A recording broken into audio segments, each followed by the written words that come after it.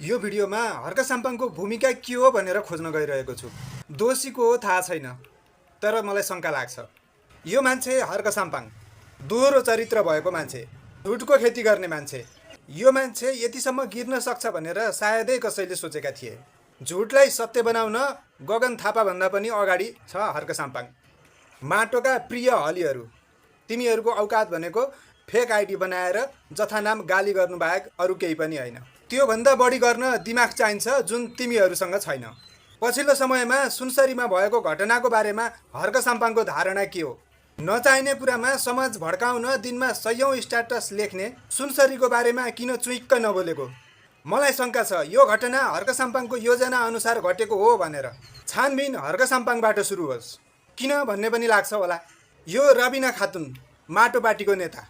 यो मान्छे हरेक ठाउँमा सरकार विरोधी छ, जहाँ विरोध गर्नुपर्ने कारणै छैन। यो मान्छे हर्क साम्पाङको संरक्षणमा छ। माटेहरू चुपचाप छन्। यसको अभिव्यक्ति सुन्न लायकै छैन। आफ्नो नेता यसरी छाडा बोलिरहँदा हर्क साम्पाङको भूमिका कहाँ छ भन्ने कुरा बुझिन्छ। सरकारले गरेको सबै राम्रो काम मैले गरेको हो भनेर जस लिने हर्क साम्पाङ सुनसरीको घटना मेरो कारणले मैले गर्दा घटेको हो भनेर जिम्मा कहिले लिने हर्क साम्पाङले? गणेश नेपालीको आत्मदाहको विषयमा देशै उचाल्ने हर्क साम्पाङ लासमाथि राजनीति गरिरहे। आज सुनसरीको घटनामा उनी किन बोल्दैनन्? हर्क साम्पाङको विरुद्धमा बोल्यो भने फेसबुकबाटै निलम्बन गर्ने हर्क साम्पाङले यो रबिना खातुन र छोटे पठनलाई काखी चापिराख्नुपर्ने कारण के? अब तिम्रो राजीनामा माग्ने कि नमाग्ने? घिनलाग्दो राजनीतिमा रमाएका, नैतिकता हराएका पाखण्डीहरू।